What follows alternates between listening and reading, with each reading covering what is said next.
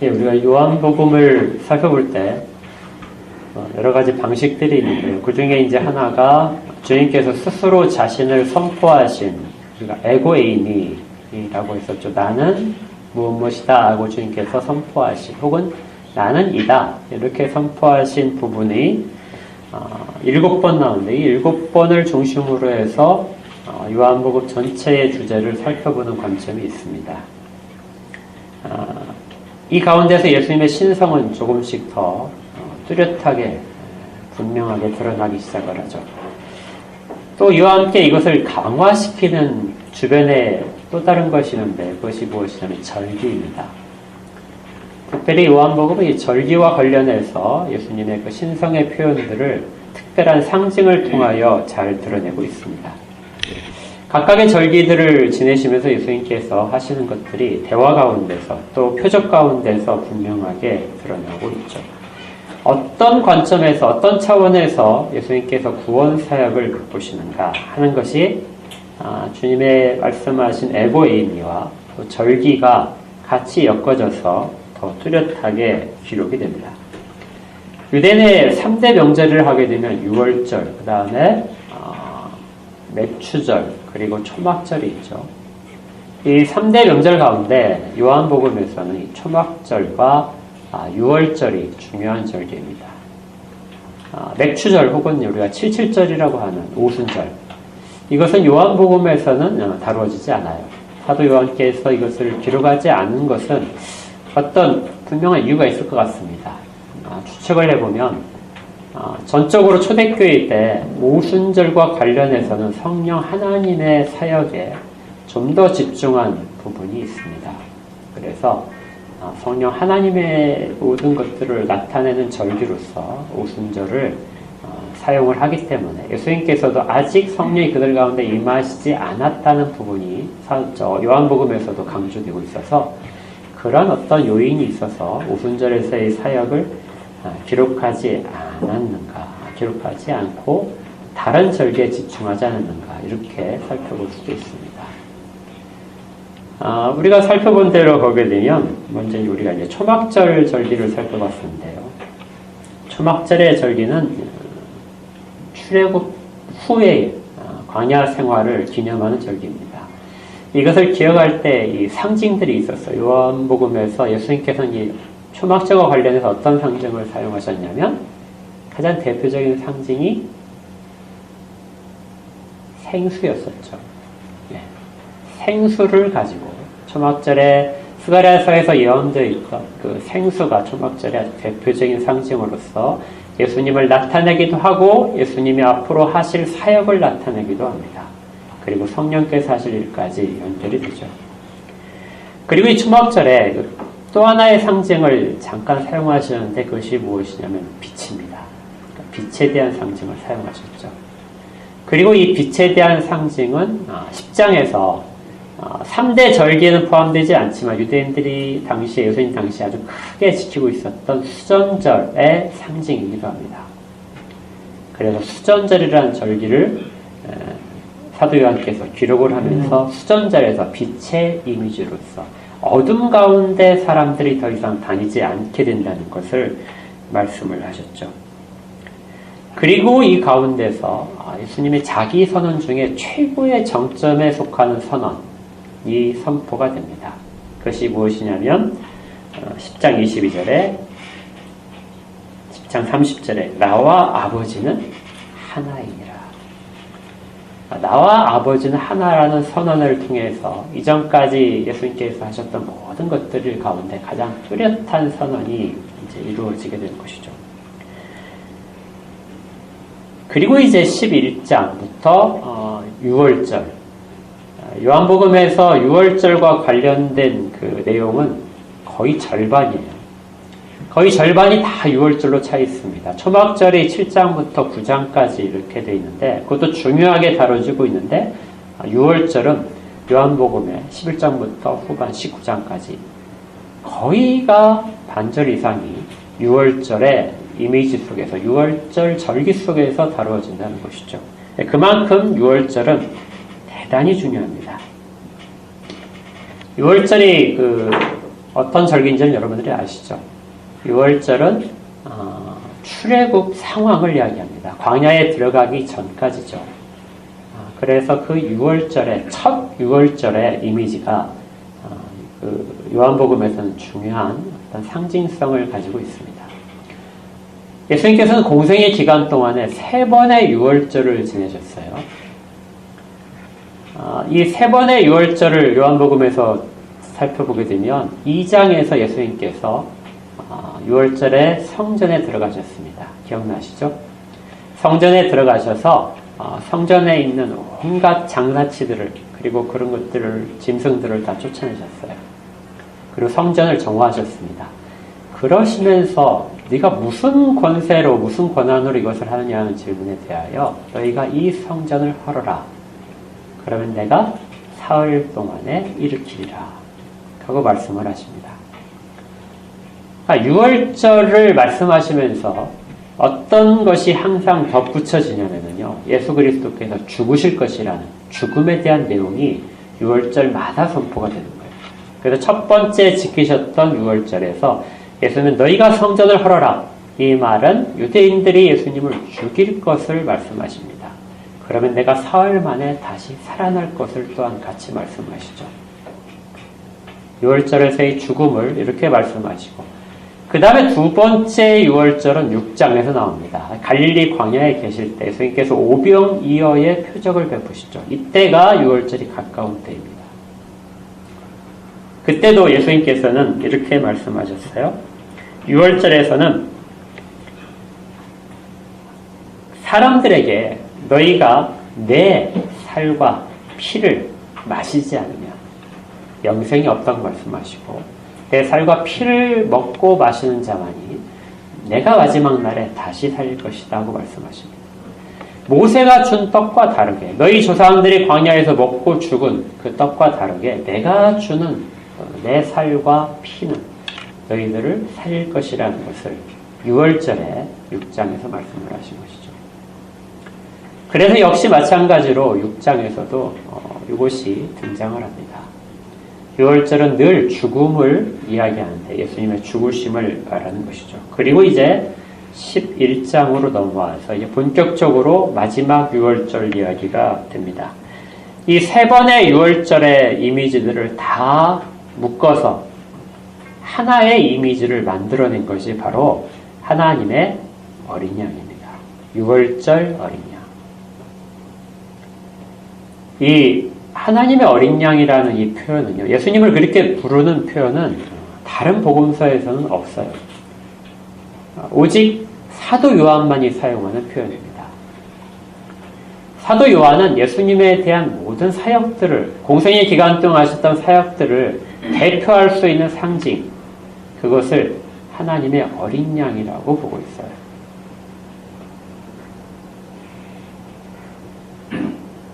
이 하나님의 어리라는 표현은 요한복음에서는 이렇게 이제 나타나지만 나중에 사도 요한께서 요한계시록을 기록할 때는 여러분 나중에 한번 보십시오.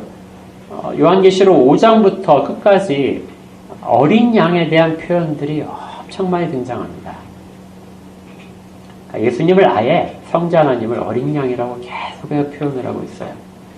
그래서 심판에 대한 내용이 나올 때마다 어린 양이 계속해서 그것을 행하시는 것으로 되어 있죠. 그만큼 사도 요한에게 있어서는 하나님의 어린 양이라는 이미지는 아주 중요합니다. 그것이 처음에 어떻게 해서 등장을 하고 있냐면 요한복음 1장에서 등장을 해요. 요한복음 1장 잠깐 보겠습니다.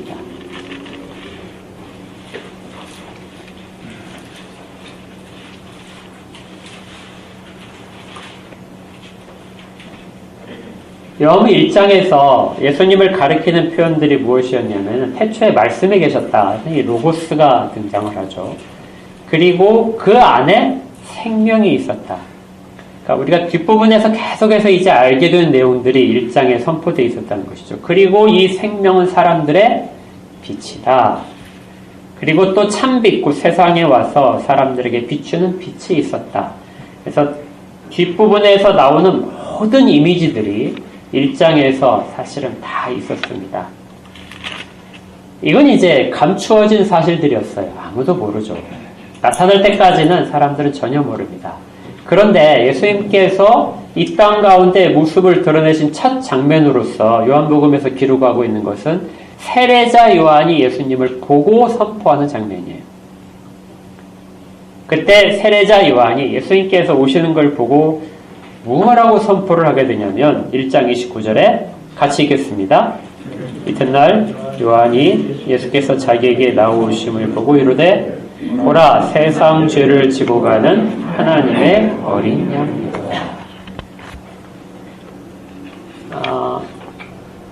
요한의 역할은 예수님의 길을 닦는 것이죠. 이제 그 요한의 역할을 생각하면 이제 이거 떠올리시면 좋은데, 여러분들 혹시 그 방송국 그 TV 공개 방송 혹시 가보셨어요? 녹화 이렇게 할 때?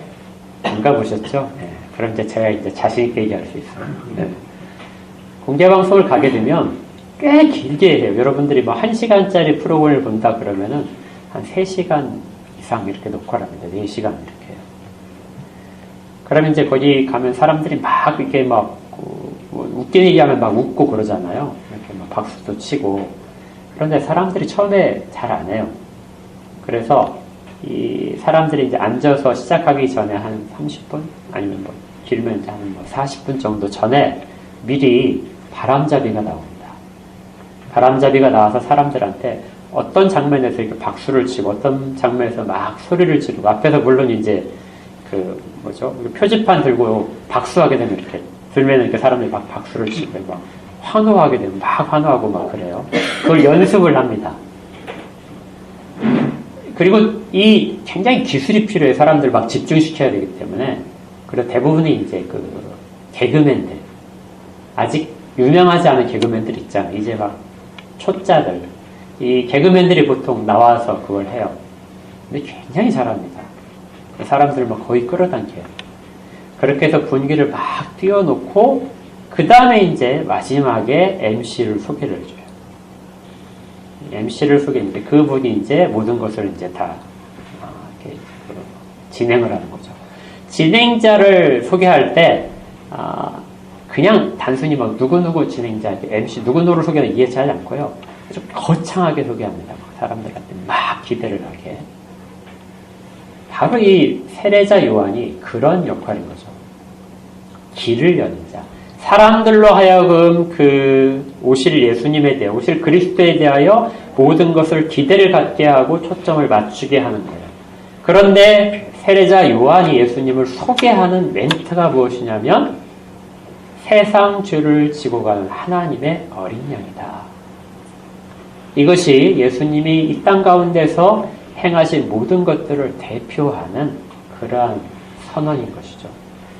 세례자 요한은 또 36절에도 이렇게 얘기합니다. 예수께서 건너가심을 보고 요한이 말하되 보라 하나님의 어린 양이다. 2번이나 말을 함으로써 이것이 요한복음에서 예수님에 대하여 설명하려고 하는 가장 중요한 것이라는 거죠.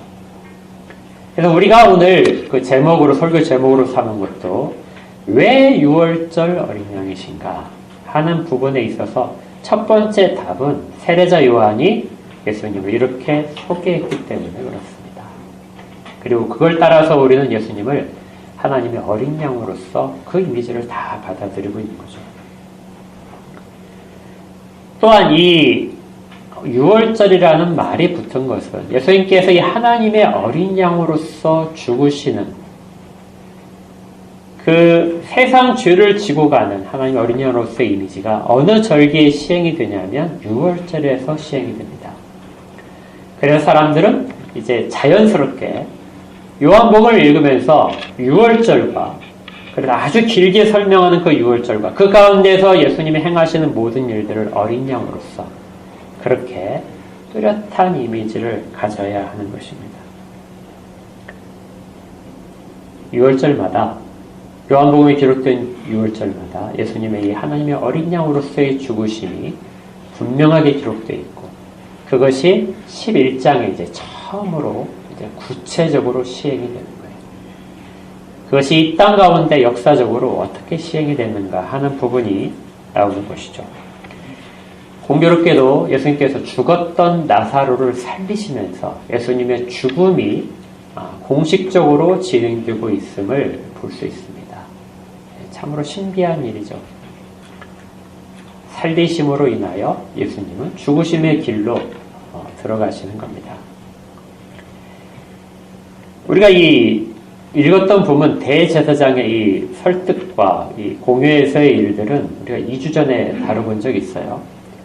그러나 오늘은 이제 이 부분부터 좀 더 6월절 어린 양의 이미지가 성경에서 어떻게 이루어지고 있는지에 대하여 중요한 부분을 살펴보고자 합니다.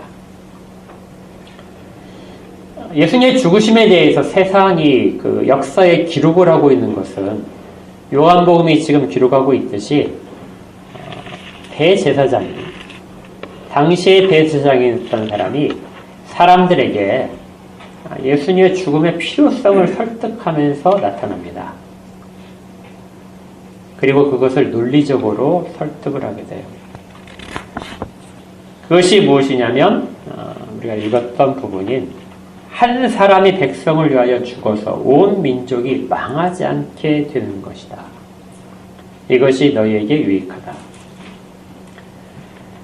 이건 큰 의미가 없는 것처럼 보일 수도 있어요. 그러나 이 속에서는 아주 깊은 당시의 사람들의 생각이고, 그리고 왜 공의원들이 이것들을 다 동의할 수밖에 없었는가 하는 부분들의 설득이 들어있습니다.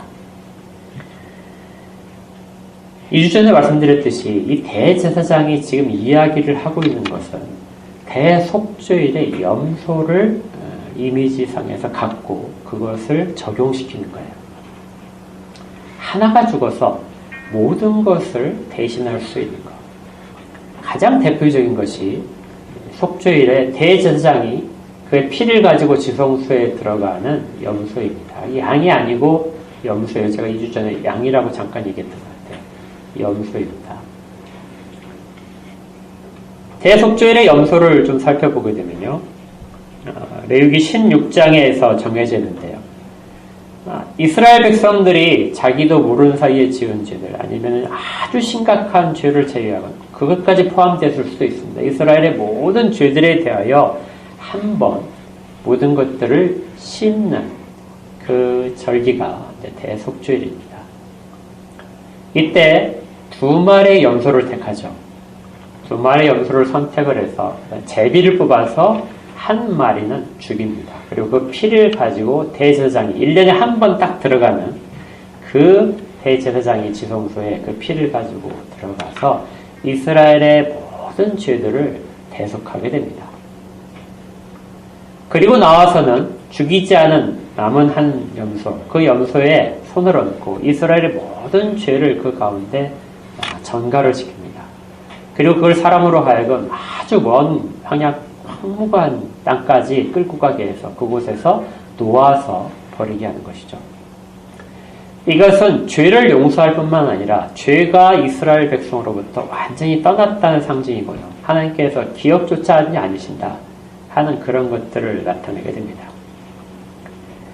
하나를 죽여서 모든 사람이 안전해지는 것. 이것이 이 대제사장이 가지고 있는 그 설득하는 논리 가운데서 드러나 있는 것이죠. 이건 신앙적으로 매우 잘 그 사람이 적용을 하는 것처럼 보이기도 합니다. 심지어 어떻게 보게 되면 복음을 잘 드러낸 것처럼 보일 수도 있어요. 그런데 여러분 잘 한번 생각해 보십시오. 대속죄일에 그 양을 죽여서 씻은 것은 하나님의 진노를 피하기 위한 방편입니다. 하나님이 이렇게 정해 주셨죠. 그런데 이 대제사장은 무엇을 피하려고 예수님을 그 속죄의 짐을 대신하는 제물로 선택을 하냐면요. 48절에 보니까 로마인입니다. 만약에 이것을 그대로 두게 되면 로마인이 와서 우리의 땅과 민족을 빼앗아 가리라. 그러니까 로마인의 진노를 두려워해서 하나를 죽여서 없애면 로마인의 진노를 사지 않을 것이라는 거예요. 실질적으로 보게 되면 사람들의 보기에는 아주 신앙적으로 타당성을 가진 것처럼 보이지만 그가 두려워하는 것은 로마입니다. 여기에서 대제사장은 하나님을 전혀 두려워하지 않아요. 하나님에 대한 생각, 하나님의 뜻에 나타나는 것은 전혀 없고 단지 그의 눈에는 로마라는 아주 강한 힘, 그리고 우리의 이익들, 이것들을 통하여 예수를 대표성으로 하나를 버림으로써 전체가 살아나는, 전체가 위험에 빠지지 않는 곳으로서 예수님을 버리는 것이죠. 그러니까 예수님께서 대속죄일의 염소로서의 이미지로서 죽으시는 것이 분명한데 그것을 대제사장은 로마라는 것을 달래기 위해서, 그리고 자기들의 유익을 구하기 위해서 그것을 적용시키고 있는 것입니다.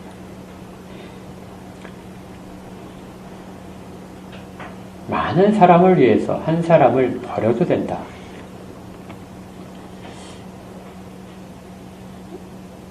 이 부분은 굉장히 심각한 문제입니다. 여러분들 그러지 않을 것 같은데요. 이게 아주 유명한 그 실험이 있어요. 트롤리 딜레마라고, 이 이름은 여러분들이 잘 들어보시지 않으셨겠지만 그 내용은 여러분들이 굉장히 많이 들어보셨을 거예요. 트롤이라고 하는 것은 여러분들 50년대 이렇게 40년대 이렇게 드라마 보게 되면 서울에 전차 다니는 거 보시죠. 그 전차가 트롤리예요. 네. 그 트롤리 딜레마로 되어 있습니다. 그런데 처음에 이것이 철학자들이 제기한 모의 실험입니다. 영국의 사람들이 제기를 했는데 트롤리는 그냥 그 전차가 아니라 원래는 그 광산이죠. 광산의 그 광도에 다니는 광차라고 하나요? 그것이라고 해요. 그것도 트롤리라고 한답니다. 근데 우리는 쉽게 그냥 기차라고 많이 생각을 하는 거예요. 이 트롤리 딜레마는 이런 상황을 가정을 합니다. 기차가 저기 멀리서 달려오는데 고장이 났어요. 브레이크가 듣지 않아요. 그리고 쭉 오는데 그 기차가 그대로 진행하는 그 길에 5명의 일꾼들이, 인부들이 일을 하고 있어요. 그러니까 기차는 쭉 가서 그 5명을 칠 수밖에 없는 상황이죠. 그런데 그 사이에는 그 변환기가 있습니다. 기찻길이 이렇게 갈라질 수 있게 만드는 것이죠. 그래서 그 구하기 위해서는 이 선로 변환기를 작동을 시켜서 오른쪽으로 틀게 되면 기차가 이제 자연스럽게 그 5사람을 살릴 수 있어요. 피할 수 있으니까. 그런데 그 한쪽 길에는 한 사람이 작업을 하고 있습니다. 자, 그러면 이제 이걸 모두 다 알고 있는 사람입니다. 당신이 만약에 이 상황 속에서 모든 것을 다 알고 있다면 당신은 여기에 어떻게 개입할 거냐 물어보는 거예요. 그대로 놓아둘 것인가, 아니면은 이걸 잡고 오른쪽으로 틀어서 기차가 한쪽으로 가서 5사람을 살리고 한 사람을 죽이는 쪽을 선택할 것인가 하는 이제 그런 이제 사고 실험이에요. 들어보셨죠? 예. 자, 이거 아주 유명한 실험입니다. 아주 그 변형된 형태도 엄청나게 많이 나왔어요. 여러분 같으면 어떤 걸 선택하시겠어요? 물론 답을 여기서 요구하진 않습니다. 그런데 이미 많은 실험이 있고 아주 전통적인 실험의 그 한 결과에 따르면은 나이와 관계없이, 그리고 성별에 관계없이, 그리고 종교에 관계없이 사람들이 어떤 자료는 87이라고 하고 어떤 자료는 89라고 하더라고요. 87%의 사람들이 핸들을 꺾는다, 오른쪽으로 변환기를 꺾는다, 이렇게 결정을 했습니다. 무엇을 선택을 하냐면 다수를 살리고 한 사람을 희생하는 것이 훨씬 더 가치 있다고 보는 것이죠.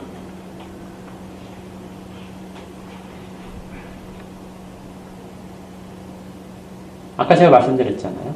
그리스도인들도 그렇게 했다는 겁니다. 종교에 관계없이.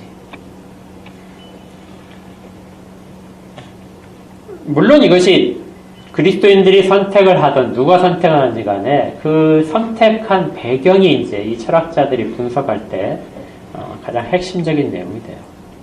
사람은 누구나가 다 머릿속에서 다수의 행복이 한 사람의 행복보다 훨씬 더 가치 있다고 본다는 겁니다. 다수의 행복이라면 그 파급 효과도 훨씬 더 크겠죠. 그에 대한 가족들도 훨씬 많을 테니까요. 그래서 어떤 것을 저울질했을 때 사람들은 다수를 살리고 한 사람을 희생시키는 쪽을 선택하는 것. 그것이 세상의 윤리 가운데 있다는 것입니다. 만약에 이 사람이 5사람이 아니고 훨씬 더 많은 사람이라면 그 선택의 논리는 훨씬 더 뚜렷해지겠죠. 생각해 보시면 대제사장이 지금 선택을 하고 설득을 하는 것은 동일한 거예요. 우리가 지금 이스라엘이라는 한 공동체인데 이 이스라엘에 지금 달려가고 있다. 그런데 지금 이루어진 상황은 우리로 하여금 절벽으로 떨어지는 상황이다. 그대로 달려가게 놓아둘 것인가? 아니면은 우리의 방향을 틀어서 한 사람을 희생시킬 것인가? 이 공회에서의 결정은 예수님을 죽이는 쪽, 한 사람을 희생시키는 쪽으로 결정이 나게 됩니다. 실제로 예수님의 그 죽음의 성격과 가치를 보게 되면 이렇게 이해되는 요소가 굉장히 많아요. 예수님은 많은 사람을 살리기 위해서 자기를 희생시키셔서 그 길을 바꾸신 것처럼 되어 있죠. 그래서 복음 전도할 때도 이와 관련된 그 단편 영화 하나가 아주 유명하게 여러분들 아마 보셨을 거예요. 그래서 복음이라는 것은 이것이다. 하나님은 이렇게 당신들을 구하셨다 하고 이야기를 하게 됩니다. 그러나 이것은 복음이 아닙니다. 복음에 대해서 아주 일부를 드러내는 것 같지만 실질적인 복음을 왜곡시키는 것이에요. 우리가 아마 오늘 그 여러분들 가운데에서 이 부분은 굉장히 좀 주의 깊게 듣고 여러분들 깊게 생각을 하셔야 될 것입니다. 그리스도인들에 대해서 같은 질문에 대해서 사람들이 동일한 결과에 대한 별로 차이가 없는 결과를 답했다는 것을 제가 말씀드렸을 거예요. 그러면 이제 이렇게 우리가 생각할 수 있어요. 그리스도인들이 선택하는 것도 세상과 다르지 않다면 기독교는 세상의 윤리관과 다르지 않은 종교일까? 결과적으로 많은 것들을 포장하는데 나중에 선택의 결과를 보게 되면 세상과 전혀 다르지 않은 선택을 그리스도인들이 하고 있다면 그러면 기독교는 이 선택에 있어서 이런 상황 속에서 어떤 답을 줄 수가 있는가? 어떤 작용을 하고 있는가 하고 물을 수밖에 없습니다. 조금 더 논리를 비하시키면은 그렇다면 그렇게 대답하는 모든 그리스도인들은 만약에 2000년 전으로 돌아가서 대제사장 역할에 그 사람을 세워놨다면 대제사장과 같은 선택을 하지 않았을까요?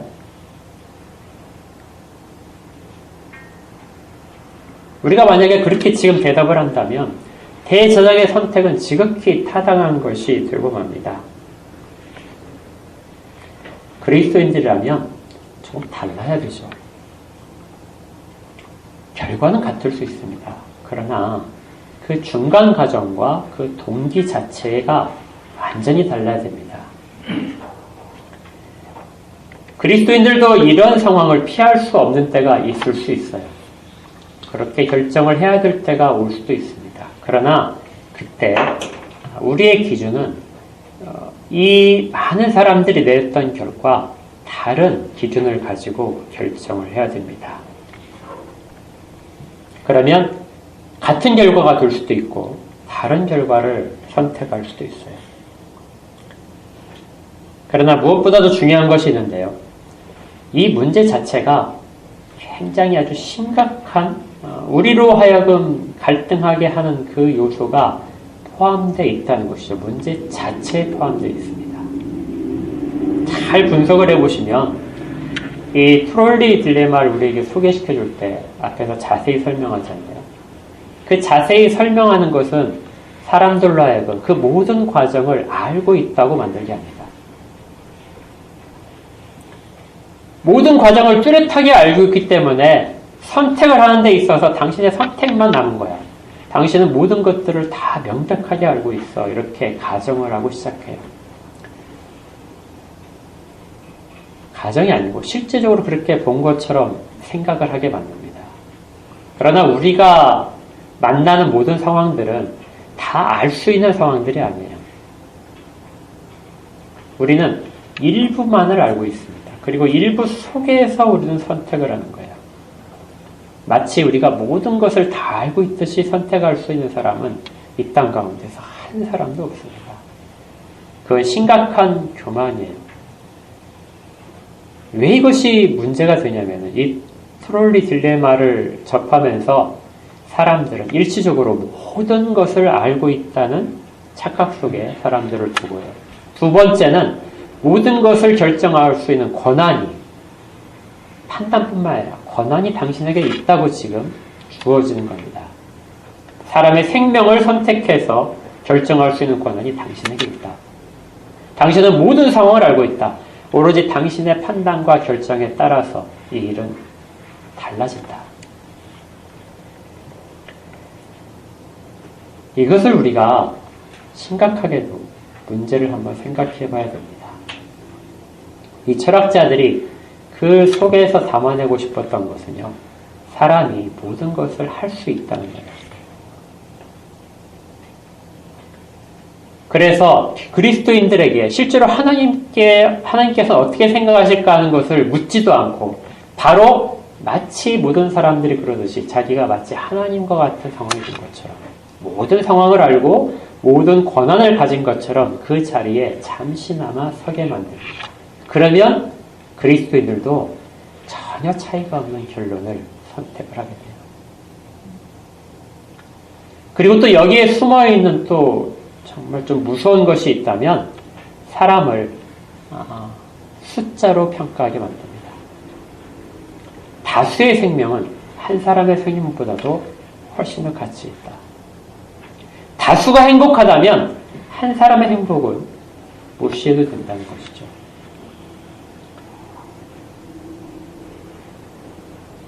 그러나 기독교는 그런 윤리관을 가지고 있지 않습니다. 언젠가 한번 말씀드렸듯이 거의 모든 바른 신학자들이 똑같이 그 얘기를 하는데요. 하나님께서는 이 세상 가운데 선택하신 자가 한 사람밖에 없다 할지라도 그 한 사람을 위하여 예수 그리스도를 보내셨을 것이다. 그리고 예수 그리스도를 십자가에 달려 죽게 하셨을 것이다. 다수를 위해서 무엇을 하는 것이 아니라 각자 한 사람 한 사람입니다. 그의 모든 죄의 짐과 그의 모든 죄의 책임들을 짊어지기 위하여 예수님은 그렇게 하신 것이죠. 5명의 생명이 한 사람보다 더 귀하다고 말을 하지 못합니다. 모든 생명들은 다 귀해요. 이런 부분들 우리가 생각하지 않는다면 우리는 세상 사람들이 바라보는 문제를 해결하는 방법과 전혀 다름없이 이 세상을 살아가면서 정말 어떤 경우에만 하나님의 뜻을 생각하고 그렇게 살아가게 됩니다. 세상이 우리를 착각하게 만드는 과정 속에서 그것으로 만족을 하고 그 속에서 많은 결정들을 하지만 실질적으로 우리는 그 착각이 하는 모든 부분까지도 하나님의 뜻 안에서 우리의 잘못된 부분, 유혹하는 부분, 시험이라고 생각을 할 필요가 있어요. 대제사장이 이렇게 결정을 한 것이죠. 많은 사람들을 구할 수 있다면, 특별히 그것이 우리의 유익과 관련이 된 것이라면, 많은 사람의 유익이라면 한 사람을 희생하는 것은 지극히 당연하다. 공회에 모인 사람들이 이것을 선택하지 않을 이유가 없었습니다. 우리도 사실은 그런 잘못들을 많이 범해요. 교회에 문제가 생겼을 때 보통에 이제 어떤 식으로 결정을 많이 하게 되냐면 많은 사람이 합리적이고 이것이 많은 사람이 더 동의하는 것이고 그런 방향 쪽으로 늘 선택을 하게 됩니다. 근데 그것이 과연 항상 옳을까요? 그렇지 않죠. 하나님의 말씀에 비추어서 늘 생각을 해야 됩니다. 우리가 선택하려고 하는 이것이 정말 하나님의 뜻 가운데 있는 것인가? 하나님이 말씀 가운데서 우리 가운데 가르쳐 주시는 내용과 일치하는 것인가? 아니면 우리가 우리의 유익을 위해서, 많은 사람의 만족을 위해서 어떤 소수의 의견을 묵살하고 그들을 어렵게 하는 것은 아닌가? 심지어 바르게 이야기하는 사람이 세상 가운데서, 교회 가운데서 비난을 받고 소외되는 그런 일도 사실은 있을 수 있습니다. 그것은 잘못된 것이죠. 개혁주의는 언제나 한 사람의 양심을 가장 최고의 가치에 둬요. 하나의 말씀에 비추어서 한 사람의 양심이, 말씀에 비추어서 이야기하는 것들에 대해서는 최고로 존중을 해줘야 됩니다. 10사람이 같은 의견을 가진다 할지라도 한 사람이 나는 말씀에 비추어서 내 양심이 이것을 선택하게 한다고 했을 때 그것을 아주 가치 있게 여겨야 됩니다. 그리고 그걸 통해서 모든 사람이 다시 자기들을 하나님 말씀 앞에 세워야 되는 것이죠. 우리의 판단은 말씀보다 우위에 있지 않고요. 우리는 모든 것들을 다 알 수 없습니다. 교회는 다수의 사람이 주인이 되는 것이 아니고요. 그리스도가 주인이십니다. 그래서 그리스도의 종만이, 그리스도의 뜻만을 헤아려서 실천하는 사람이 참다운 교회의 일꾼으로 선포가 될 수 있어요. 우리에게도 나중에 이런 문제가 있을 수 있어요. 어떤 결정을 해야 할 때 그렇게 될 수 있습니다. 제가 그런 결정을 잘못할 수 있고요. 여러분 중에 누군가도 그렇게 할 수 있습니다. 그러나 그때 양심에 비추어서, 말씀에 비추어서 그 모든 것들을 멈추게 하는 사람들이 분명히 필요해요. 각자 말씀 앞에서는, 그래서 자기의 양심을 떳떳하게 내줄 수 있는 그런 교회가 되기를 주의 이름으로 축복합니다. 그런데 예수님께서는 이 결정을 받아들이셨어요. 대제사장이 그 잘못된 결정 분명히 하죠. 지금 같으면은 이 잘못된 결정이라고 예수님이 어떤 항변하셨을 수도 있을 것 같아요. 근데 뒤에 보게 되면 예수님께서는 이 결정에 대하여 전혀 어떤 항변하지 않으셨습니다. 그리고 결정을 받아들이셨어요. 어떻게 생각하면 대제사장이기 때문에 대제사장과 공의의 권위를 인정을 해서 그렇게 받아들이신 것처럼 그렇게 비춰 보일 수도 있습니다. 그러나 그건 분명하게 잘못된 거예요. 예수님은 그것이 권위에 의해서 이루어진 결정이기 때문에 받으신 것이 아니고요. 그것이 하나님의 뜻이기 때문에 받아들이셨습니다. 그들의 입을 통하여, 그리고 그들의 결정을 통하여 예수님의 그 사형이 결정이 되고, 그것이 하나님이 이 대속을 이루시는 방법 속에서 결정하신 것이기 때문에, 예정하신 것이기 때문에 그것을 예수님은 기꺼이 받으신 것이죠. 세상에서 볼 때는 대제사장의 결정이 예수님의 죽음을 그 마지막에 선포한 것으로 되어 있지만, 그러나 모든 것들은 예수님께서 하나님의 뜻에 따라서 스스로 결정해서 그 유월절의 죽음을 맞이하시게 됩니다. 그래서 그 모든 것들을 아시지만 나중에 유월절에 그 유월절을 지키기 위해서 올라가시는 것이죠.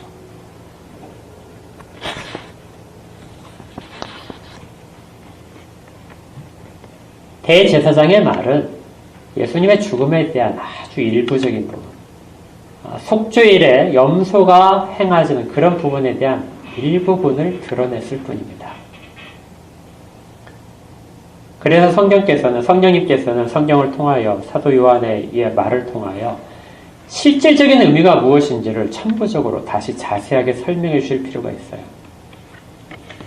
그것이 무엇이냐면 51절부터 52절까지입니다. 이 말은 스스로 함이 아니요 그 해의 대제사장이므로 예수께서 그 민족을 위하시고 또 그 민족만 위할 뿐 아니라 흩어진 하나님의 자녀를 모아 하나가 되게 하기 위하여 죽으실 것을 미리 말하게 한 것이다. 대제사장이 이야기한 것은 앞에 있는 민족을 위하는 것, 여기에 대한 내용들을 이야기했을 수 있습니다. 거기에 담겨지는 내용들은 거기있죠. 그러나 성령님께서는 더 중요한 것을 가르치세요. 이것이 예수님이 유월절 어린 양이 되시는 이유입니다. 왜 대속죄일의 염소로서의 그런 이미지가 아니라 유월절 어린 양의 이미지를 가지셔야만 되는지, 그리고 그것이 왜 사도 요한이 그렇게 강조하고 싶은 것인지가 뒷부분에 나오는 거예요. 흩어진 하나님의 자녀를 모아 하나가 되게 하기 위하여 죽으실 것이다. 흩어진 하나님의 자녀라는 것은 유대인을 말하는 것은 아닙니다. 흩어진 하나님의 자녀라고 하는 것은 앞으로 이 세상에 올, 아니면 이전에 있었던 모든 자들, 각 시간별로 흩어져 있고 공간별로 흩어져 있는 모든 하나님의 자녀들입니다. 그 모든 하나님의 자녀들 어떻게 한다고요? 하나가 되게 하기 위해요. 모든 것이 하나가 된다는 거예요. 어디를 통해서 하나가 되냐면 그 그리스도, 그 앞으로 죽으실, 얼마 후에 죽으실 그 그리스도를 말미암아 그리스도 안에서 하나가 되게 하기 위하여 죽으신다는 것이죠. 이 이미지가 유월절 어린 양의 이미지 가운데 있습니다. 첫 번째 유월절을 보게 되면요, 어린 양을 잡죠. 그리고 그 어린 양을 잡아서 그 피를 문설주나 문지방에게 바릅니다. 그러면 죽음이 그 집에 이르렀을 때 그 집을 넘어가게 됩니다. 그래서 유월절이라고 이름을 합니다. 그 넘어가는 그 유월절인데요. 물론 그 죽음은 장자들만 죽음을 면하는 것이었어요.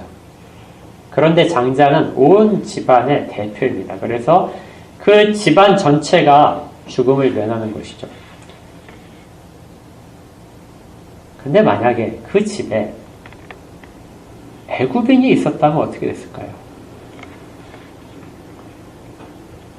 애굽인이 있었다면 그 사람은 죽을까요? 살을까요? 살죠. 왜냐하면 그 피를 바른 모든 집 안에 죽음이 들어갈 수가 없기 때문에 그래요. 피로 보호되는 집입니다. 그 집 안에 들어있는 모든 사람들은. 만약에 그 심판을, 하나님의 그 진노가 있음에 대하여 듣고 피한 사람들은 모두가 다 그 집에 머물렀을 것이고 그들은 구함을 받았을 겁니다. 이것이 흩어졌던 자녀들을 한 곳으로 모으시는 거예요. 예수 그리스도 안으로 모든 사람들을 주님께서는 모으시게 됩니다. 그들이 바로 하나님의 자녀이기 때문에 구원을 받기로 예정되어 있고 선택된 자들은 그 피 아래로 모이게 됩니다.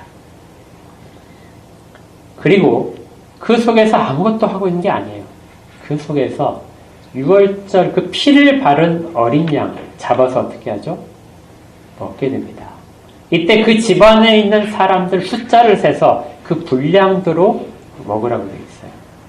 만약에 이것이 남을 것 같으면은 이웃사람과 같이 잡아라. 이웃사람과 같이 잡아서 먹으라는 얘기는 한 곳에 모여서 같이 먹으라는 의미가 있습니다. 모든 사람들은 어린 양을 잡아서 그 피를 바른 집 속에 모여서 같이 그 고기와 포도주를 마셔야 돼요. 이때 비로소 그들은 하나가 되는 겁니다.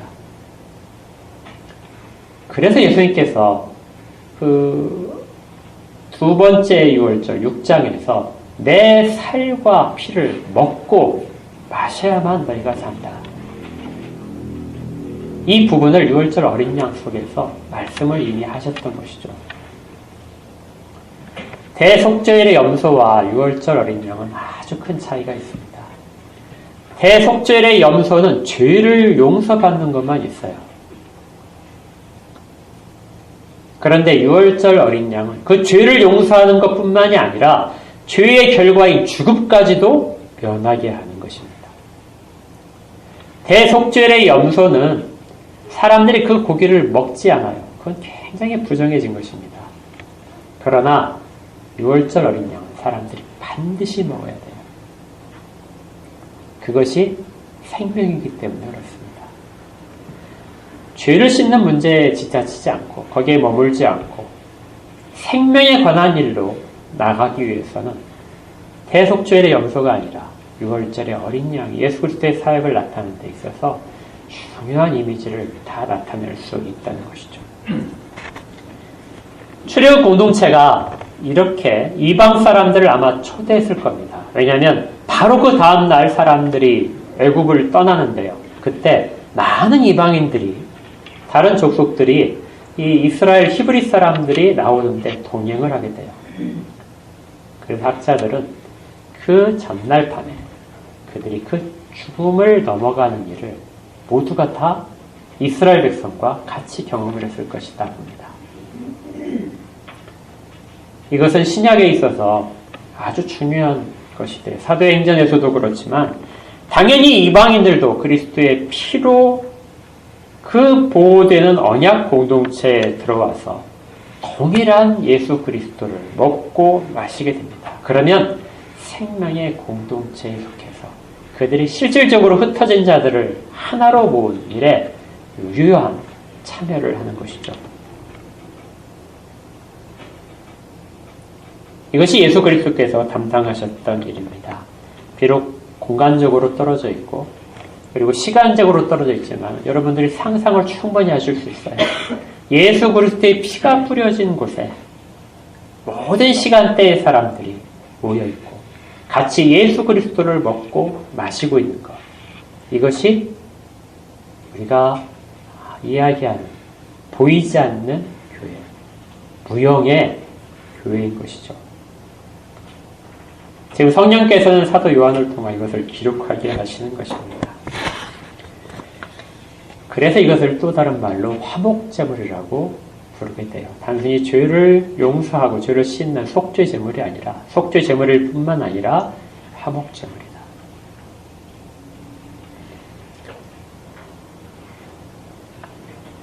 대제사장이 한 모든 일들은 지극히 당시의 사람들로 보게 되면 타당한 일입니다. 그리고 훨씬 더 유익을 줄 수 있는 일일 수 있어요. 그러나 하나님이 원하시는 일은 아닙니다. 그러나 하나님께서는 그것들을 사용하셔서 더 큰 일, 그것을 위하여 사용하셔서 예수 그리스도를 그들이 잡도록 만드셨습니다. 예수님께서는 이 모든 말씀을 알고 계셨어요. 그래서 아마 공회 가운데 그래도 한두 사람은 있었을 겁니다. 니고데모처럼요. 그래서 예수님께서는 한적한 곳으로 피하셨습니다. 그리고 14절에 빈들 가까이에 있는 에브라임이라는 동네로 가셔서 거기에 한동안 머무르셨어요. 언제까지 계셨냐면 6월절이 다가올 때까지 계셨습니다. 6월절을 기다리시는 것이죠. 이제 모든 내용들은 실질적으로 그 6월절이 다가오는 곳으로 가는 거예요. 6월절을 기다리면서 당시의 분위기를 보게 되면 대제사장과 공회원들, 바리새인들은 예수님을 죽이기 위해서 계속해서 찾고 있는 광경인 거예요. 그것이 자기 가치 기준에 맞으니까요. 어떤 사람들은 예수님이 기적을 베푸실 것을 기다리면서 6월절에 올라오실 거라고 기다리고 있습니다. 그리고 예수님은 그곳에서 모든 사람을 위하여 자기를 죽이기 위하여 그곳으로 올라가시게 됩니다. 좀 정리를 이제 해보겠습니다. 대제사장의 설득 논리 속에서 우리가 쉽게 휩쓸리기 쉬운 그러한 것들이 담겨져 있습니다. 많은 사람들은 그것이 훨씬 더 현명하고 지혜롭다고 생각을 할 수 있어요. 그렇게 해서 위협이 되는 존재들을 계속해서 제거해 가면은 자기의 유익들을 크게 확보할 수 있고 그것이 아마 이상적인 유대 공동체가 된다고도 자랑할 수 있었을 겁니다. 자기들의 책임을 잘 감당할 수 있다고 생각할 수 있을 거예요. 그러나 하나님 나라는 그렇게 얻어지는 곳이 아닙니다. 하나님은 오로지 예수 그리스도께서 우리 가운데 베풀어 주셔야만이 들어갈 수 있는 곳이에요. 그곳에 들어가기 위해서는 지금 대제사장이 하는 것처럼 수량으로서 판단하고 모든 것을 자기가 안다고 판단하고 모든 것을 결정할 권한이 있다고 판단하는 이런 것들, 이게 다 우상이라고 하거든요. 이것들을 버리지 않고서는 그 나라에 들어갈 수가 없습니다.